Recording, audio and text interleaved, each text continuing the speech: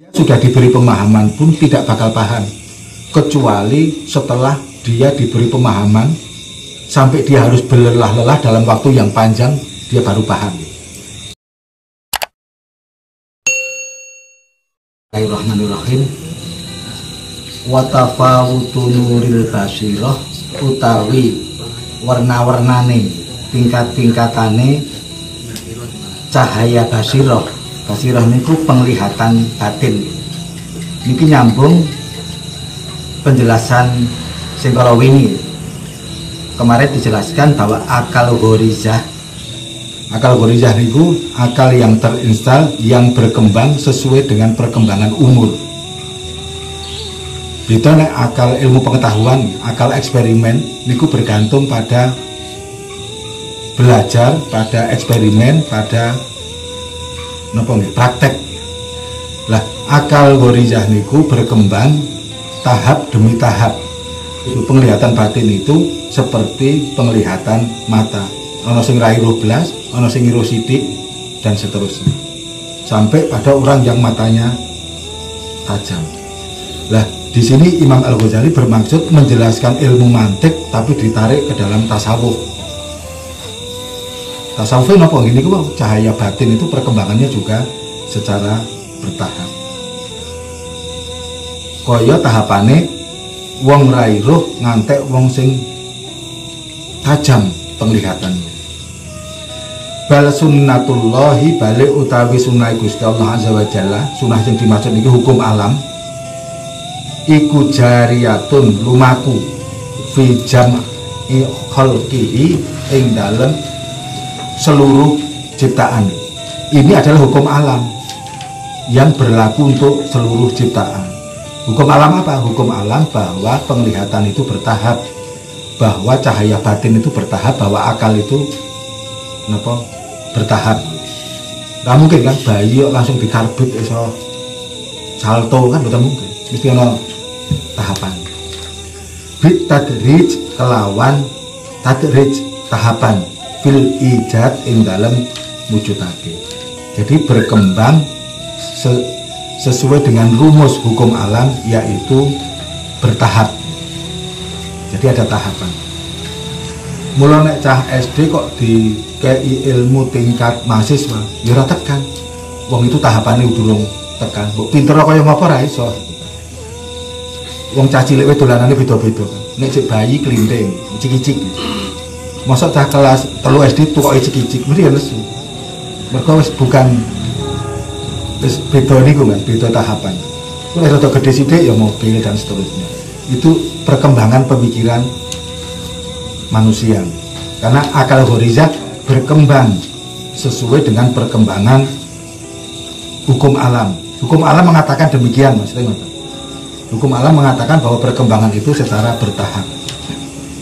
Hatta anna lah bertahap nih wau sing kula aturke sing kala wingi, bertahap itu sampai nanti menjelang umur 40 akal ghorizah sudah sempurna dan tidak akan ada tambahan. Betulnya akal ilmu pengetahuan, akal terkait dengan eksperimen, tajribah itu berkembang sesuai dengan pengalaman, sesuai dengan praktek. Tapi nek ghorizah itu berkembang sesuai dengan rumus ini, peteng, soe padang dan seterusnya. Hatta ana ghorizata syahwat hingga setuhune watake syahwat, instalasine syahwat. Jadi wong kabeh ndek syahwat. Orang mungkin wong ora ndek syahwat tiba-tiba punya nafsu. Tidak mungkin ya. Tapi dari tidak punya syahwat, ora ketok syahwate kan. Ora ketok nafsune, mundak sithik, mundak pidik, lagi nanti ketika balik baru tampak. Jadi mundake niku sithik-sithik. Tidak mungkin ada peningkatan akal ghorizah itu tiba-tiba.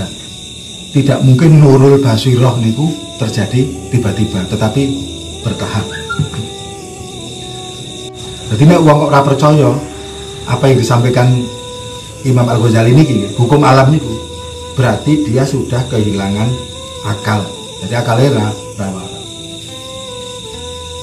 Kaya jenengan misalnya niku bayi umur 2 sasi tukok sego goreng, ora waras. Mergane apa ora ngerti wong bayi iki urung saate makan nasi goreng misalnya. Jadi itu tingkatan-tingkatan. Kalau ada orang mengingkari rumus ini, berarti orang itu tidak waras. Waman lan sapane wong dzonna kang nyangka ana aklan nabiya sak temene akale Kanjeng Nabi sallallahu alaihi wasallam mitlu akli ahadis sawadiyah iku kaya akale piro-piro wong desa sing masuk niku wong desa kluthuk. Barang siapa menyangka bahwa Nabi itu seperti orang desa kluthuk sing primitif, wa ajlafil bawadi lan pira-pira wong kasar sangka wong pelosok. Jadi kalau ada orang mengatakan Nabi itu primitif, pelosok, kampungan, katrok, madake akale Nabi karo akale wong pada umumnya wong desa katrok, mboten wong pada umumnya, wong desa katrok. Mergo wong iki padha ae, Nabi Muhammad iki padha ae karo wong katrok-katrok misalnya kan. Bahwa mangko utawi man iku akhosun iku luwih hina binafsi ing dalem awake wong min ahadis sawadiyah saking ijen-ijene wong desa. Kalau ada orang mengatakan bahwa Nabi itu pikirannya katrok primitif kaya wong primitif, maka orang tersebut lebih primitif ketimbang orang primitif itu. Pakai fayun karu kali kepriye diingkari apa tafawutul ghorizah warna-warnane ghorizah. Nabi itu kan nurul basirah itu kan sudah berkembang dengan luar biasa sampai beliau diangkat menjadi nabi. Kok dipadake wong kok dianggap padha wae, berarti dia mengingkari hukum alam. Lah niki Imam Al-Ghazali menarik pemikiran mantik ke dalam tasawuf. Nabi itu perkembangan spiritualnya, basirohnya sudah sangat tinggi sekali. Maka jangan disamakan Nabi dengan orang-orang primitif. Ingin menunjukkan Imam Al-Ghazali bahwa ada perkembangan akal, ada perkembangan basiroh, ada perkembangan awalnya ada perkembangan kekuatan, sifat dan sebagainya. Kalau semua orang dianggap sama, berarti tidak ada perbedaan di antara orang-orang terkait dengan ilmu. Tapi nyatane ana wong beda-beda ilmune, beda-beda basirah, beda-beda akale. Walamma in qasamu lan yakti ora kaya kebagi. Jika Anda mengatakan bahwa tidak ada warna-warni, maka tidak akan ada perbedaan pemahaman ilmu dan tidak ada pembagian orang-orang terkait dengan ilmu. Nyatanya ada perbedaan di antara orang-orang tentang pemahaman ilmu dan pemahaman orang tentang pembagian ilmu. Lalu apa pembagian ilmu itu? Dijelaskan lebih lanjut. Jadi ada 3 kelompok orang terkait dengan cara akal memahami. Jadi satu, ada orang yang bodoh banget, dia harus dipahamke, dia sudah diberi pemahaman pun tidak bakal paham, kecuali setelah dia diberi pemahaman sampai dia harus berlelah-lelah dalam waktu yang panjang, dia baru paham. Jadi ada orang yang ketika diberi pemahaman tidak paham-paham, tapi sampai pemahaman diulang-ulang, dia berlelah-lelah untuk memahami dalam waktu yang panjang, baru paham. Itu satu.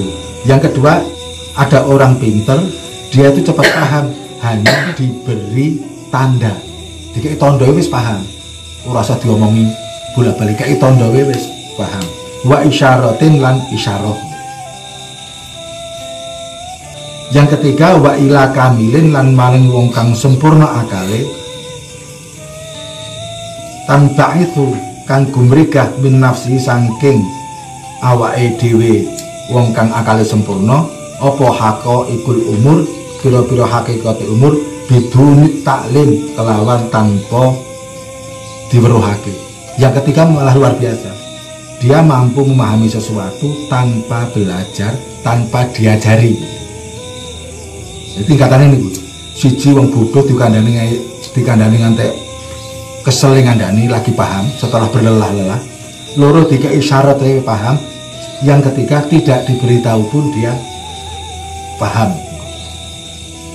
Padha ngandani wong kan, ana wong sing dikandani wis dikandani bola bali ora mudeng-mudeng, ana sing dikei tondo wae dipeliriki tok paham. Ini kan tingkatan apa? Akal kaitannya dengan ilmu. Dan masing-masing orang tentu berbeda. Dalam hal tertentu mungkin cakap, dalam satu hal orang mudengan. Nah itu intinya pada tingkatan itu. Maka cara ngajari, cara ngilik-ilik, cara ngandani wong ya beda-beda. Nek wong sing kedua ini gak salah, diiliknya dengan isyarat paham. Tapi yang pertama itu dinusuani diujar-ujari belum tentu paham. Yang pertama ini mereka dedel ora paham karo. Lah yang ketiga ini adalah yang luar biasa, yang tanpa belajar pun tiba-tiba dia tahu. Termasuk dia mampu mengetahui pengarang dari karangannya. Oh nek ngene iki mesti kae gitu kan. Itu tanpa dikandani itu kan. Mengetahui mengetahui sutradara dari filmnya atau dramanya. Oh nek dramanya ini berarti mesti sing aran kae. Itu ora ono ngandani itu kan. Tapi iso nelusuri, bisa mengetahui pengarang dari karangannya walaupun tidak ada orang memberitahu.